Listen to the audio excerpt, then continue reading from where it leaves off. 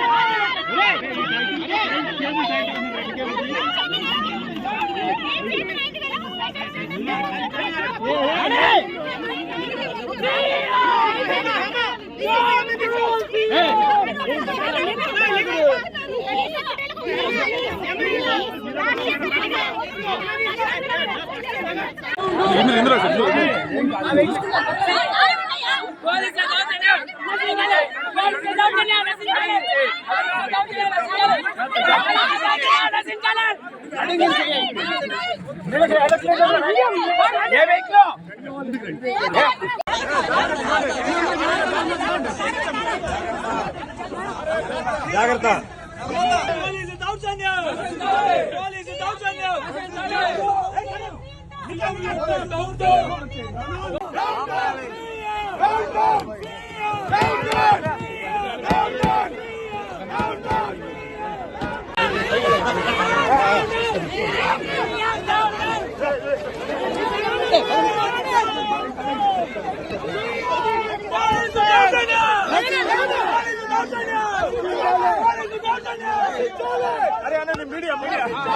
నువ్వు వచ్చా అలా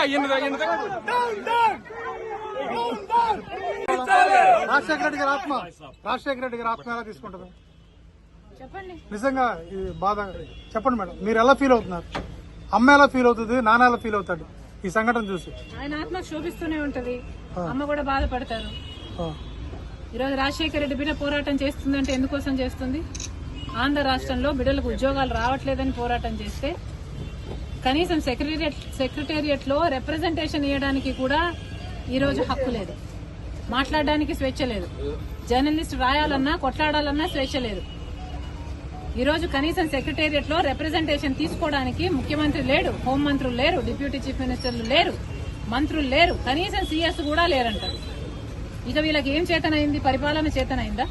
వీళ్ళకి స్పెషల్ స్టేటస్ తేవడం చేతనైందా? పోలవరం ప్రాజెక్టు పూర్తి చేయడం చేతనైందా? విశాఖ స్టీల్ ప్రైవేటైజ్ అయిపోతుంటే దాన్ని ఆపడం చేతనైతుందా? క్యాపిటల్ సిటీ కట్టడం చేతనైతుందా? కనీసం మెట్రో అన్నది తేయడం చేతనైందా? రైతులు ఆత్మహత్యలు చేసుకుంటున్నారు, అప్పుల పాలైపోతున్నారు, కనీసం పంట బీమా ఇవ్వడం కూడా చేత కాలేదు. బిడ్డలు ఆత్మహత్యలు చేసుకుంటున్నారు, ఉద్యోగాలు లేవు, నోటిఫికేషన్లు ఇవ్వడం కూడా చేత కాలేదు. రాజశేఖర రెడ్డి గారు వదిలి వెళ్లేసిన ప్రాజెక్టులు పూర్తి చేయడం కూడా చేత కాలేదు. మరి ఇదేనా రాజశేఖర రెడ్డి గారి వారసత్వం అంటే?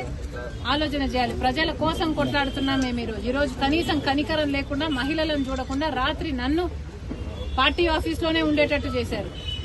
పాపం కదా, ఒక ఆడపిల్లని ఇలా చేయడం పాపం కదా? పాపమే. ఆంధ్ర రాష్ట్ర ప్రజలకు, ఆంధ్ర రాష్ట్ర యువతకు చేస్తున్నది వీళ్ళు పాపమే. ముఖ్యంగా ప్రతిపక్షాలు, జర్నలిస్టులు ఇంతగా కొట్లాడుతున్నా కూడా కొట్లాడ కనీసం వీళ్ళ చిత్తశుద్ధిని కూడా ఈ రోజు గౌరవించకుండా ఈ రోజు ఇట్లా గాయపరిచి అబౌట్ స్టూడెంట్స్. ఈ రోజు యువత గురించి మాట్లాడదాం. రేపు రండి, రేపు అడగండి, రేపు చెప్తాం.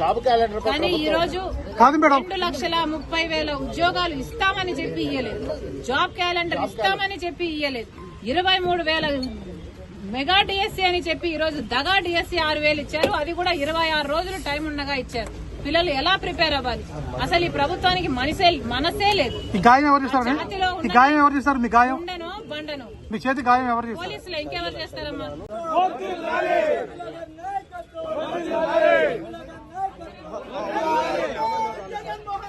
అవును